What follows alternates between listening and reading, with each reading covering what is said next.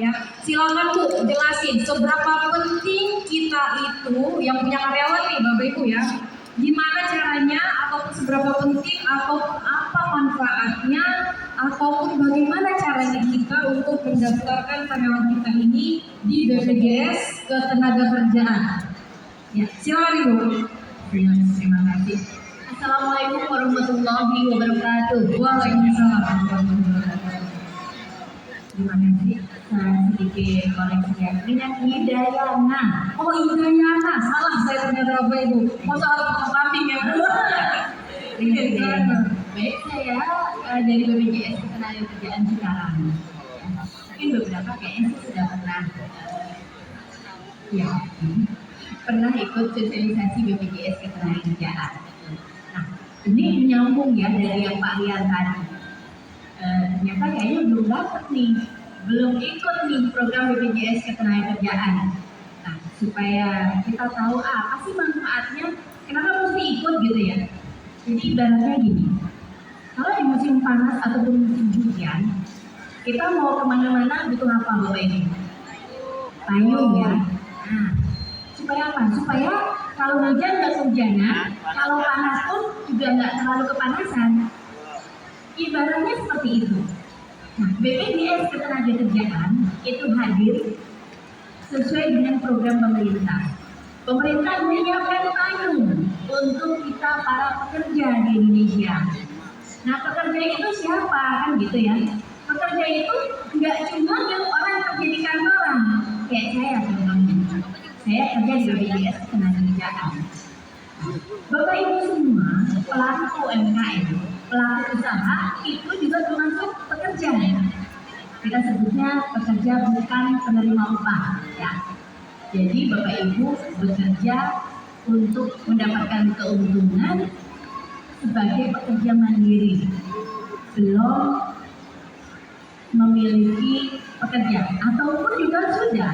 Jadi kalau belum memiliki pekerja, kita sebut pekerja penerima bukan penerima upah. Jadi para pelaku usaha nih yang masih berusaha sendiri, belum punya karyawan, bisa disebut bukan penerima upah. Tapi nanti kalau Bapak Ibu sudah mulai besar, seperti yang Pak Rian tadi ya, sudah punya 24 karyawan, pengusahanya sudah bisa masuk, ini adalah penerima upah. Jadi Pak Rian memberikan gaji kepada karyawannya. Nah, secara teknis nanti lagi sama Pak Rian. Tapi hari ini seperti tadi, supaya Bapak Ibu merasa benar-benar bahwa program BPJS Ketenagakerjaan ini merupakan payung yang kita bisa andalkan apabila apa nih. Nah, para pekerja pasti ada kemungkinan nanti akan mengalami tua sudah pasti. Semua orang pasti akan tua ya. Kemudian yang kedua, semua orang pada saatnya nanti meninggal dunia. Pasti ya, hanya waktunya saja yang kita belum tahu. Satu lagi yang kita tidak pernah harapkan dan jangan sampai terjadi, karena kita pengennya sehat-sehat saja, nggak pernah terjadi resiko. Yang namanya kecelakaan kerja. Ya. Mungkin saja saat kita goreng misalnya tiba-tiba minyaknya tumpah, kena ke kita, aduh, berapa tuh? Nah, kecelakaan kerja itu bisa saja terjadi pada diri kita. Nah, kalau terjadi resiko-resiko itu, kita butuh perlindungan BPJS Ketenagakerjaan. Supaya kita kalau terjadi resiko kecelakaan kerja, masuk rumah sakit tidak perlu mikirin lagi biaya. Karena nanti rumah sakit yang akan klaim ke kita. Kemudian yang kedua, saat kita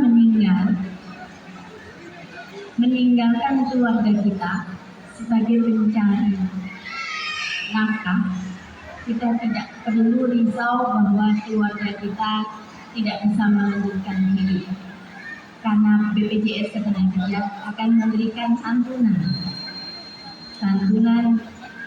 kematian sebesar 42 juta itu untuk ahli waris, dan juga untuk yang sudah aktif lebih dari 3 tahun meninggal dunia, jangan khawatir, yang punya anak yang masih sekolah akan dibiayai sampai dengan lulus kuliah. Dan satu lagi, supaya kita pada saat tua kita itu hidup nyaman ya, bahagia, sejahtera, mau kemana-mana ada uangnya. Kita perlu apa? Pasti kita perlu menabung.